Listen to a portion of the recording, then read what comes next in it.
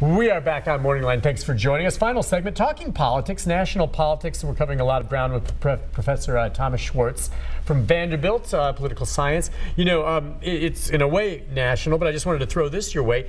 It's been quiet as we wait to see whether or not former governor and Nashville Mayor Phil Bredesen is going to run for Bob Corker's soon-to-be vacant Senate seat. We already know there are several others, including Representative Blackburn, who are going to run, and I'm sure they're all watching to see what the former governor will do.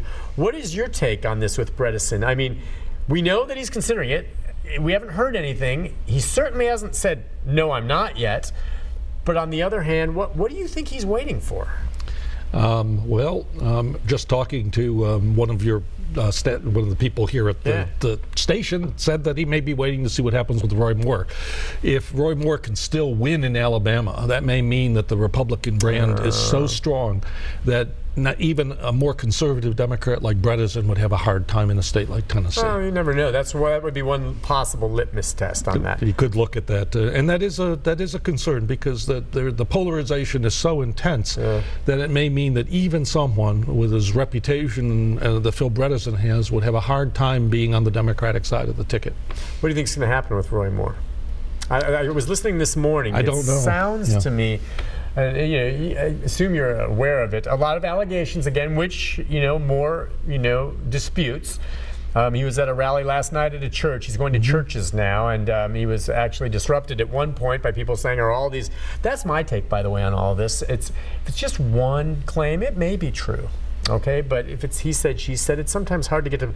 But when you have more than one and a line and a string of folks who are not getting anything out of it, who are not related to one another, and they tell similar stories, I'm inclined to believe it. So do I believe these people saying what they're saying about Roy Moore? Yeah.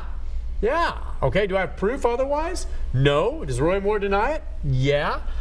But do I believe that this many people in a row? Probably so. What, some massive conspiracy like that? Come on. I don't know. So why is it, though, that a voter, with me, if I have someone in that position that is running, even if I'm not sure, he's denying it, there's no hard proof one way or the other, I'm not taking a chance. There's enough other people that want the seat. I'm not going to vote for him. Right. All right? Because I just don't want to take any chance and deal with that. We already know if he's elected, right?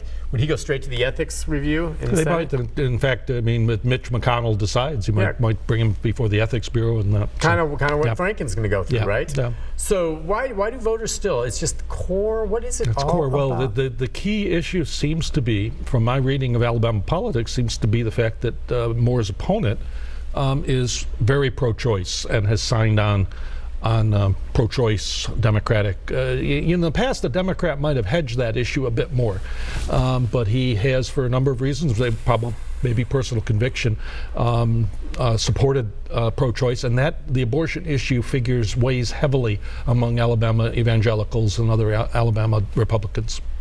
Okay, and so that single issue can be enough for them to say, absolutely, I'm not going to worry about these allegations against Mr. Moore. I'm going to vote for him because I know where he stands on abortion. Well, as they would put it, the other candidate kills unborn children, and weighing the two from their point of view. There are plenty of people that vote with just a single issue. Absolutely. So, the gun control issue, of course, brings out tons of people. Yeah, that's right also. Well, the race is tightening up an awful lot there, so we'll see. That may be interesting to see. Let's go next to Brian. Brian, good morning.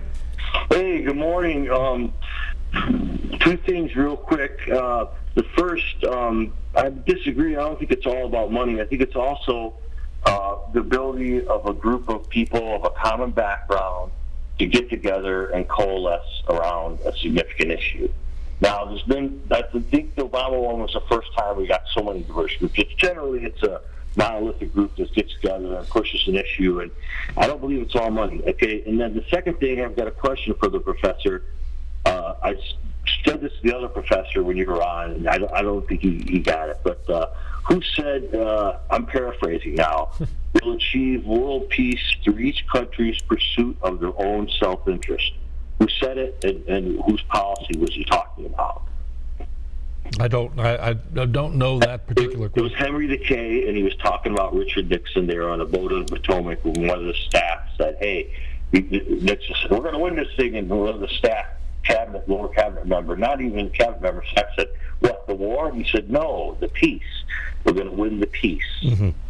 And that's what he meant. It's just each country pursues their own self-interest, don't need to be globalists, and, we don't need to be, or if we're real tricky about it, we can pit certain countries against each other. And that's, how they're maintaining power. And it's, talking about recent foreign countries and stuff that we're getting on with, a lot of different ones, Korea, Cuba, communist one, but Nixon said that Dick Helms back then, he said, listen, I'm not looking at the things the way they were 10 years ago. And Dick Helms said, hey, it was never CIA policy to accept the communist government in Cuba. And Nixon said, CIA policy, I am policy. I am foreign policy. You do what I say. So I disagree with him. I still think that the president wields a lot of power. I think he has had an influence on the economy because you know how those guys on Wall Street work. They're real spookish. They're skittish. Yeah. And when the president says deregulations, less regulations, they jump on that. Oh, there's no question, and it's reflected in most of our 401ks. No. Right? No, I mean, the problem with saying that every country pursuing its self-interest, you'll get peace or something, is just that's kind of that doesn't really tell you what self-interest. And there is a distinction between sort of simple self-interest and enlightened self-interest.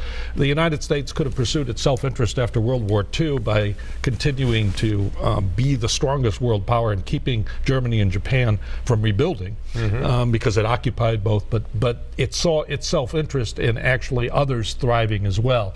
But there's different distinctions of self-interest. So, Trump is in some ways right that if countries pursue an enlightened self-interest, you will get a better outcome.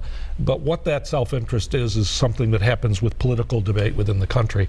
And the other point about the economy is, yes, I think that Trump has had an impact, but how these policies play out over 4 years as opposed to 1 year is really the key, and that will be what voters will ultimately judge. That's right. Let's go to Jay. Hi, Jay.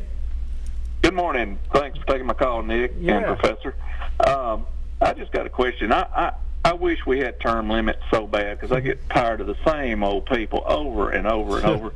And also on Bredesen, I'm a big fan of Bredesen, and I've voted pretty much Republican, but I think he was a great governor, great mayor. He ran it like a business, and that's the way it should be. And I just wondered what your thoughts were. Thank you. Yeah. Well, we were touching a bit on Bredesen a moment ago, Absolutely. Right? No, and Bredesen, the problem would be, and this is the thing that he must be weighing, is whether that reputation, which the voter mentioned, is what would carry over, or whether people would see Democrat and then identify him with Pelosi and Schumer and things they don't like in the party, rather than his role in Tennessee politics. Yeah, for him to win, or any Democrat to win, it would have to be these voters that they make the exception. They don't just vote straight party line. Right. Okay, I mean, I think in Tennessee, over the last several elections, there were our folks who go in and they don't even, well, it happened in Rutherford County with the sheriff race with Arnold, and they didn't even pay attention to who the candidate was. We saw what happened with Arnold.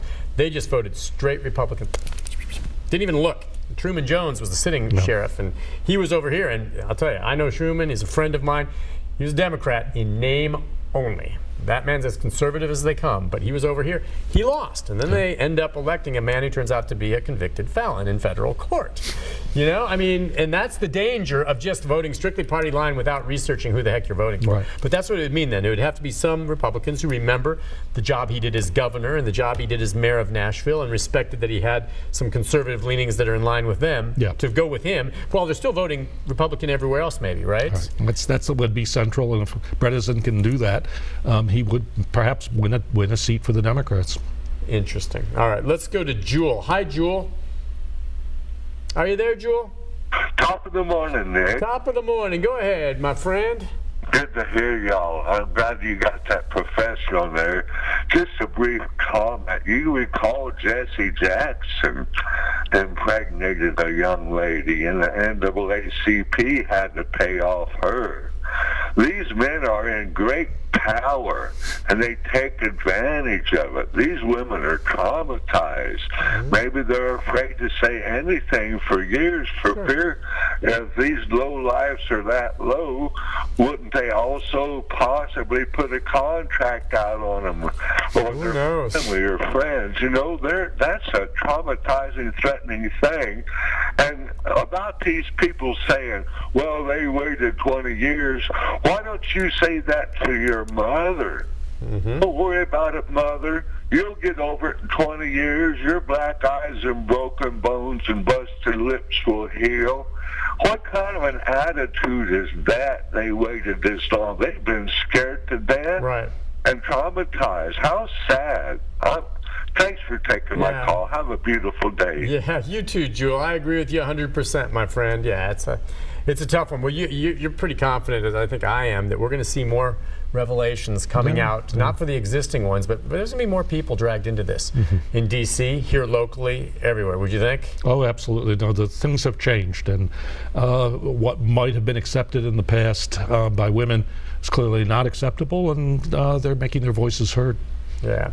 Listen, you were on sabbatical. We just had 2 minutes, but you've written a book, another book. You've written others, but this one on Henry Kissinger? Yes. Yeah. What's the plan on that? Just tell us, when does it come out and what does it look at? Because that's an amazing long life. Is it a biography? Well, it still has to go through review and editing. I'm hoping it'll come out late next year, possibly early in 2019. The title is Henry Kissinger and American Power, and it deals with Kissinger's role, both his rise to power in the Nixon administration, the particular role he played during the Watergate period, where he was in effect president for foreign policy when Nixon was incapacitated, and then his very significant role under Gerald Ford as really directing American foreign policy, and his continuing public role after that as a advisor and as a consultant on policy. He's a very controversial figure. He was involved in very many controversial issues, and I think it's a look at how the United States has exercised world power through the prism of Henry Kissinger's life. And he's been there for so much of it. That's and again, he's how old now? He is 94, but he has been in American public life since the publication of his first book 60 years ago. 60 years ago. And I think the last time I saw him out in public was in a meeting with the president. He was sitting there, and you could tell he's older now. He's kind of slack. But I bet you he's sharp as a tack. He's still mentally, when I've seen him in interviews, he still has an ability to really engage. And well, we look forward to that. Thank you. It's neat writing a book, isn't it? It's hard work, I know, too, sir. Thank you. Listen, Professor, thanks for coming on. We'll see you again soon. We'll take a break. I'll be back with a programming note about next week right after this. Stay with us.